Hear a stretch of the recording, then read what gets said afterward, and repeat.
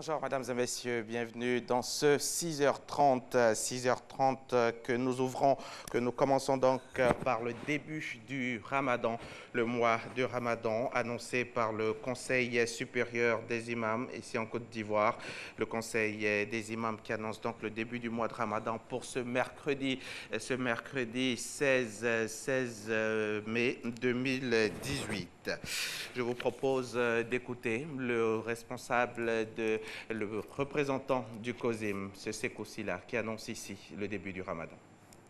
A'udhu billahi minash shaitanir rajim. Bismillahir rahmanir rahim. Wassalatu wassalamu ala ashrafil mursalin wa ala alihi wa ashabihi ajma'in.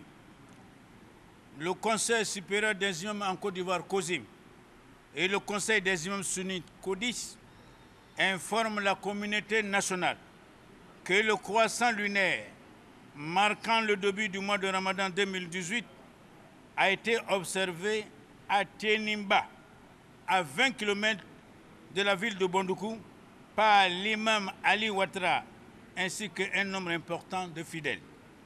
Par conséquent, le jeûne du mois de Ramadan 2018 en Côte d'Ivoire commencera, Inch'Allah, ce mercredi 16 mai 2018. Bon Ramadan à toutes et à tous. Bismillahirrahmanirrahim. Alhamdulillahi wahdah. Wassalatu wassalamu ala man la nabiyya ba'dah. Amma ba'd. Niye kibaraye kabanya limami tomba fla yoro Côte d'Ivoire COSIM ani CODIS. Ko ka silama bela jeni lalonia kafo sungalo kalo yeli sabatila cheniba. Limamu Ali Ouattara bolo ani silama shama ko ladu. Nala sonama sini araba no lebe ben mekalo teletan ani woroma 2018 la ole bena ben sungalo daminema limamu banyina ala fe ka kaloni bato noyama ala mokela kambe ansima ala mokela wassalamu alaikum wa rahmatullahi wa barakatuh. Le Premier ministre Amadou Gon Coulibaly était au Mali depuis dimanche pour prendre part à la rencontre sur le projet de création d'une zone économique spéciale Sikasso, Korogo et Bobo Dioulasso. Ce projet vise à coordonner et renforcer la coopération entre la Côte d'Ivoire, le Burkina Faso et le Mali. Amadou Gon Coulibaly a procédé lundi avec ses homologues maliens et burkinabés à la signature de la déclaration de création de cette zone SKBO. Adama Kone, notre envoyé spécial à Sikasso. Si les régions de Sikasso, Korogo et Bobo Dioulasso partagent une communauté de peuples, le bassin Sénoufo, elles veulent aujourd'hui écrire une autre page de leur histoire, la page économique. Les premières lignes de cette nouvelle page ont été écrites ce lundi à Sikasso par la création de la zone économique spéciale. L'enjeu pour nous est de construire, sur la base de cet environnement géographique partagé et de cette homogénéité culturelle, un espace de croissance partagée, de développement inclusif et d'une résilience. En signant la déclaration d'engagement de Sikasso, les trois premiers ministres ont une vision nette de l'objectif à atteindre.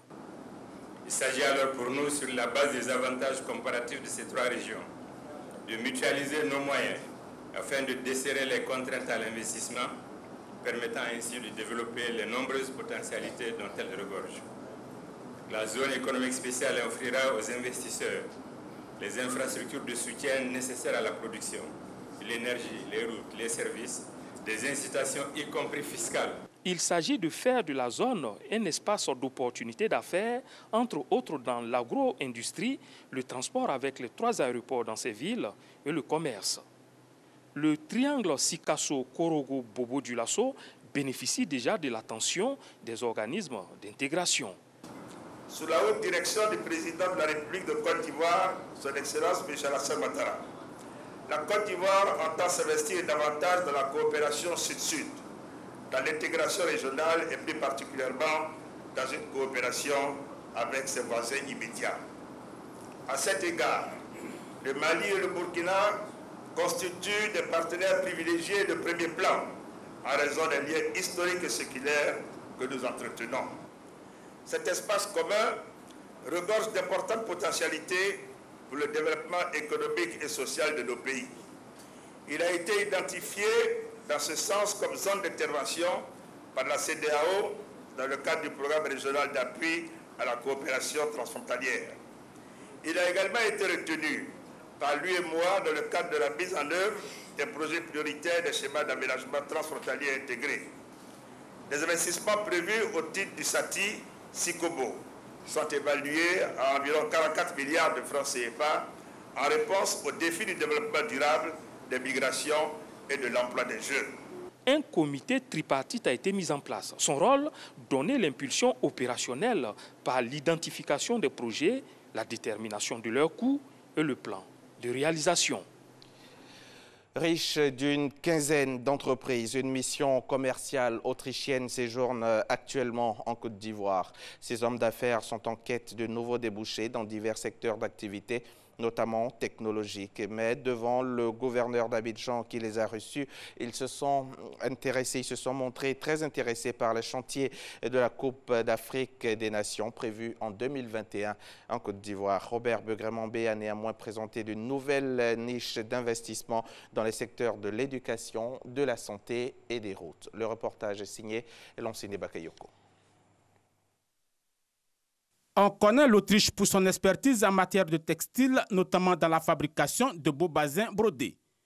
Mais au district d'Abidjan, où la mission commerciale a été reçue, les 15 entreprises en prospection ont montré un intérêt vif pour la construction des infrastructures sportives liées à la Coupe d'Afrique, prévue en 2021 en Côte d'Ivoire. Nous avons amené plusieurs entreprises qui vont chercher des partenaires, des possibilités à contribuer à le développement, la préparation de ce grand événement en 2021. Mais l'expertise autrichienne étant mondialement reconnue dans d'autres domaines, comme la transformation agroalimentaire, l'aménagement urbain et les infrastructures socio-économiques, le gouverneur Begremambé a invité ses hommes d'affaires à explorer ces champs. Et nous serons très heureux de collaborer avec ces entreprises parce qu'il y a beaucoup de choses à faire en Côte d'Ivoire et des opportunités sont nombreuses. Au plan commercial, la coopération entre Abidjan et Vienne reste à un niveau relativement faible et peu diversifié. De l'Autriche, la Côte d'Ivoire importe principalement du textile, des boissons et liquides alcooliques ainsi que du vinaigre. Quant aux exportations vers ce pays de l'Union européenne, elles se composent majoritairement de produits agricoles comme le café, le cacao, la noix de cajou, l'huile de palme et le melon. Tout cela pour moins de 20 milliards de francs CFA. Reportage signé Lansine Bakayoko. Parti le samedi dernier, samedi 12 mai 2018, la délégation ivoirienne du vol inaugural Abidjan-New York est de retour à Abidjan. Un retour qui va permettre le deuxième départ à destination de New York précisément en vol direct. Une confirmation de ce programme du gouvernement pour faciliter le transport de la diaspora ivoirienne vivant aux États-Unis et des opérateurs économiques, mais également des touristes. Le reportage de Mamadou Kouassi vous sera proposé en intégralité dans l'un de nos prochains journaux. Et puis, pour terminer ce journal, l'actualité internationale. Première destination, le Sénégal. Au Sénégal, où un étudiant a été tué hier mardi 15 mai à Saint-Louis lors d'une manifestation qui a dégénéré. Les étudiants réclamaient le versement de leur bourse.